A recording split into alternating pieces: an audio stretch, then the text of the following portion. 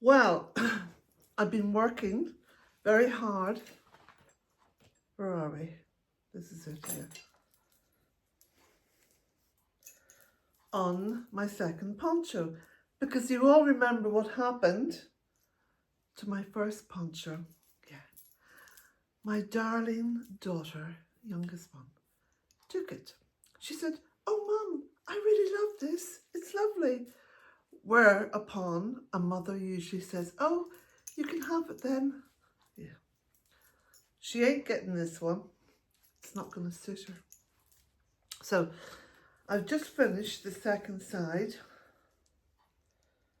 and I'm about to stitch it up. So let me see now. Sewing needles. No.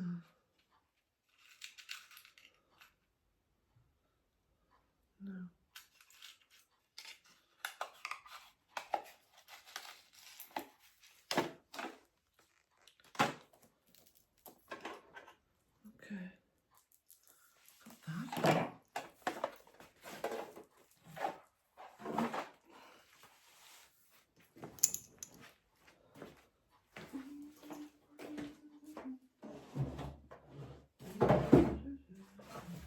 I don't know about you, but every home should have one. You know what I'm talking about, don't you? A drawer full of absolute crap where you will find just about anything. I don't know why I put that hammer in there. I don't know. No, you see, I thought I dropped the sewing needle in here, but maybe I didn't. Try another drawer.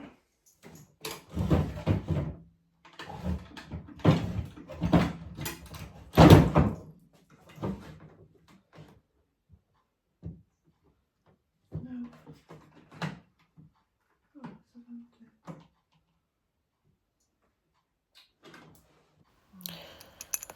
I thought I'd leave this segment in because it really shows me how ridiculous I am at times. I went back to the original tin, which I looked in, this time with my glasses on, and found what I was looking for. Oh, wait a minute, what's this? But the waste of time. I mean, I just rambled through various drawers looking for something that perhaps would have been in there 6 months ago, but definitely wasn't in there now. And then to cap it all, when I was eventually feeling rather triumphant that I'd found the needle, I started pulling out a piece of yarn and began unpicking some of the knitting I'd done. So then I had to hook it back up onto the needles and finish it off again. Anyway, just to let you know that sometimes I am rather incompetent. Yeah, it happens to the best of us. It happens to me an awful lot.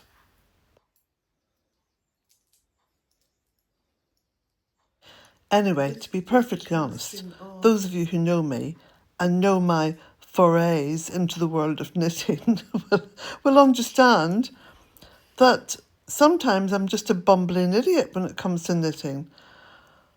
But you know what I give myself praise for? I keep on keeping on. Yeah, I will knit that jumper. I will finish that poncho.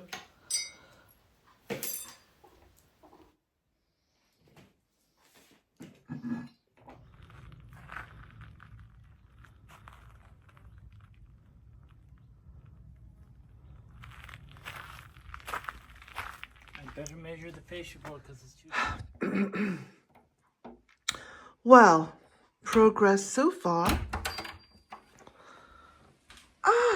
What's happened? Well, myself and My young friend has been at this work all day, and a lot more work than what we thought it was going to be. A lot more work. Yeah.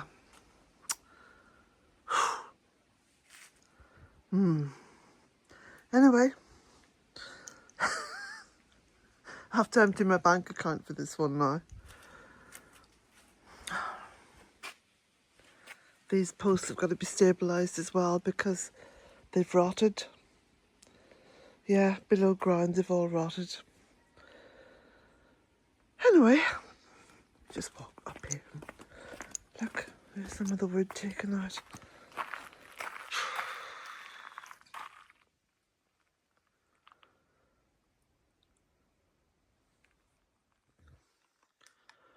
Well, this is a little bit of a different view, is it not? So this is the morning after the first day's work. It feels really strange, you know, coming out here with the open sky above me.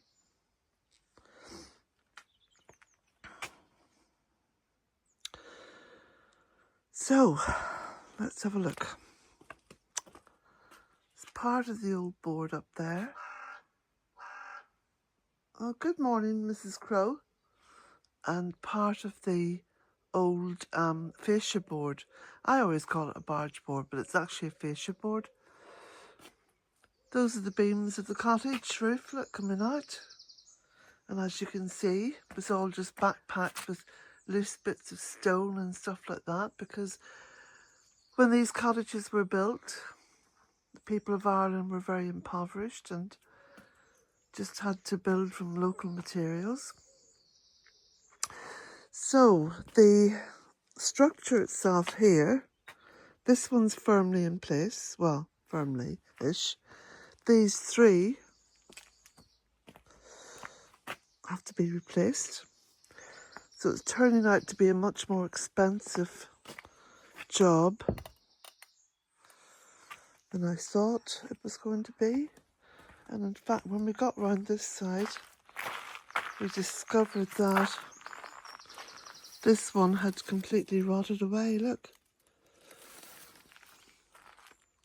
So it sort of doubled up what I was expecting to pay. Anyway, has to be done. Because this has always been a very important part of what I did at the very beginning of this project. And being Irish, of course, myself, I realised that Ireland was not just a beautiful land of green, but it was also a land where the green was fed by the soft rains. And rain is a feature, a very welcome feature. But for me, the back of the cottage being kept dry was going to be a really important part of the Bealtaine Project, somewhere where I could literally be dry and work in a dry situation. So, yeah.